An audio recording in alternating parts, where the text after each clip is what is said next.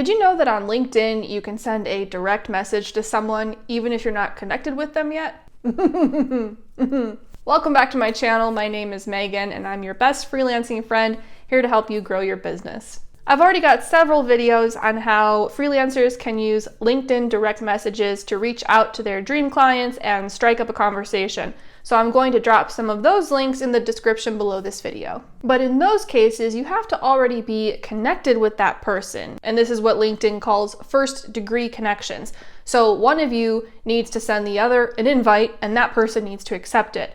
Then you can send them a direct message. What if you want to message someone that you're not already connected with? So a second degree connection or a third degree connection. Is this camera crooked?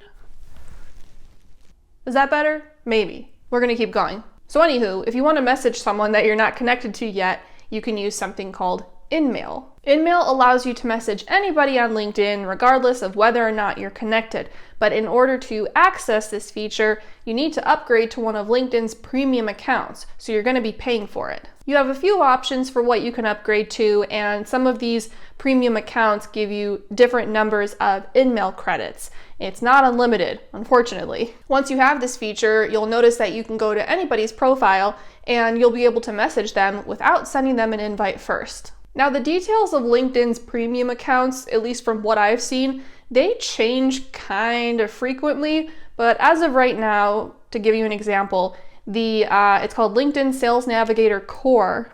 You get 50 InMail credits with that. Before I keep going, I want to point out one exception to all of this. If a LinkedIn user has an open profile, which is a feature that you can choose to enable, then it allows anybody to message them, regardless of whether or not they're already connected, and it's not going to use one of your InMail credits. So that's the one exception to all of this. So if you've ever gone to someone's page and you have not connected with them, but you see the option to message them, that's why. It's because they have an open profile. Okay, so that's what InMail is, and that's how you get access to it. But should you? Is it worth paying for? Please keep in mind that in this video, I am speaking specifically to freelancers who are, I can't talk today. I'm talking to freelancers who are using LinkedIn to try to land clients. That being said, I do think my take on all of this applies to a wider audience. Just keep that context in mind. I mentioned that you need to upgrade to a paid account if you want access to InMail credits. Unfortunately, you can't just purchase credits themselves unless you know something I don't. Most commonly, if freelancers are upgrading to a paid account, they're upgrading to Sales Navigator, and that's $79.99 a month. As I mentioned, you get 50 InMail credits with that. Even if you upgraded to Sales Navigator Advanced, which is $131.25 a month, you still only get 50 credits. Now, if you are using these credits, like I have in the past, to reach out to potential clients, here is your very gentle warning. They go fast. You are going to spend those credits in the blink of an eye. They're going to be gone like that. Think of it like this. Here's an example. If my students and I are actively sourcing leads, then in one sitting, we might reach out to 10 companies. And at those 10 companies, we're reaching out to maybe 3 to 5 employees each. That's 30 to 50 InMail credits, which means you could potentially blow through an entire month's worth of credits in one sitting. For $79.99 a month, whew, that's not cheap. Now, of course, that's not all you get when you upgrade to Sales Navigator, but if you go watch this video, I personally didn't really see the benefit in upgrading, and again, that's as a freelancer looking for clients. In fact, I don't really believe that any of the premium accounts are worth it for freelancers trying to land clients, which I talk more about in this video. I keep reiterating that because every time I bring this up, it never fails. Somebody comes at me and they're like, the premium accounts are great. I used it for this and that and that and that. That's great and I believe you, but I'm not talking about these things. I'm talking about freelancers landing clients. I came to this conclusion and formed this opinion after testing Sales Navigator 3 or 4 times.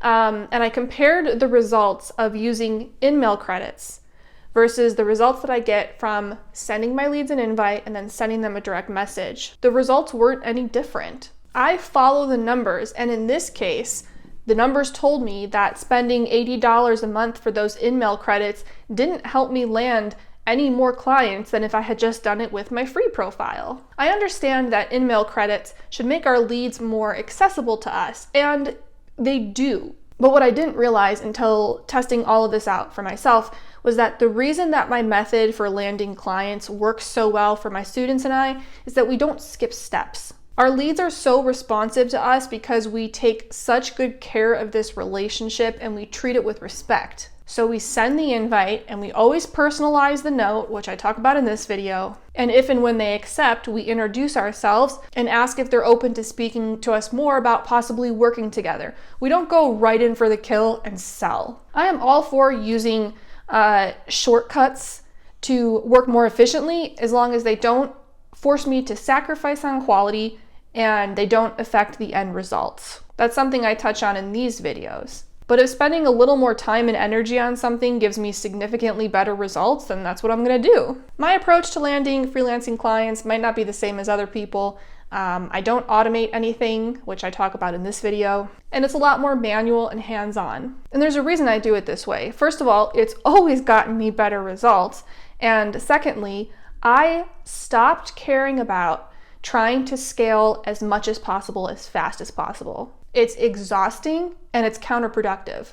I realized that slow and sustainable growth is key to having a lasting and successful career as a freelancer. With slow and sustainable growth, you maintain better control over your business so that your business doesn't control you. This whole shift in my mindset came with my finally rejecting hustle culture and finally not fixating on making 5 figures a month, which I ended up doing anyway.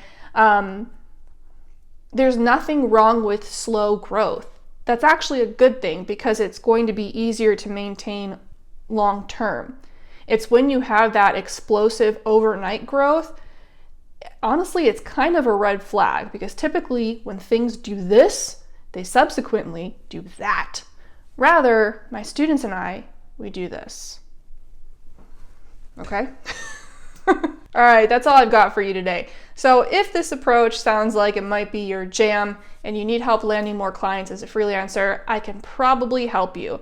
I'm going to drop the link below to my program, Revenue Spark, where you can view the curriculum, you can read some testimonials from my current students, and if you think you might be interested, you can book a call to speak with me, and we'll see if we're a good fit for each other. Thanks for hanging out with me today. You know I love hearing from you, so feel free to drop me a comment, even if it's just to say hello. And if you found this video helpful, I would be very grateful if you gave it a thumbs up. And if you haven't already, subscribe to my channel. Whew, that was a lot. See you next time.